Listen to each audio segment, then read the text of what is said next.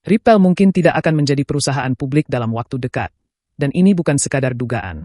Menurut Matt Rosendin, mantan insinyur perangkat lunak Ripple yang kini menjadi CEO Capsign, Ripple sebenarnya tidak terlalu tertarik untuk melakukan penawaran umum perdana, IPO.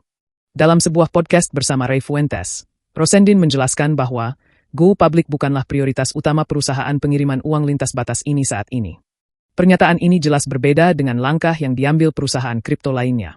Misalnya, Circle, perusahaan di balik stablecoin USDC, baru saja mengajukan permohonan IPO ke Komisi Sekuritas dan Bursa AS, SEC.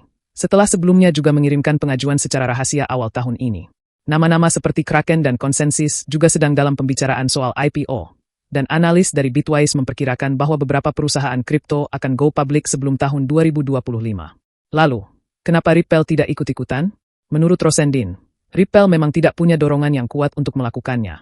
Ripple tidak membutuhkan dana tambahan lewat IPO dan dia bukan satu-satunya yang berpikir seperti itu. CEO Ripple sendiri, Brad Garlinghouse, pada September lalu pernah mengatakan bahwa IPO di AS tidak masuk dalam rencana mereka, terutama karena ketidakpastian regulasi. Sebulan kemudian, ia memang sedikit melunak dan mengatakan bisa saja dipertimbangkan jika kondisinya membaik, tetapi tetap menekankan bahwa ini bukanlah prioritas. Pandangan ini cukup masuk akal. Ripple selama ini memang dikenal sebagai perusahaan yang stabil secara finansial. Tidak seperti startup lainnya, Ripple tidak terlihat butuh modal eksternal secara mendesak. Selain itu, menjadi perusahaan publik tidak hanya soal uang, tetapi juga berarti tekanan yang lebih besar, kehilangan kendali, dan pengawasan publik yang terus-menerus.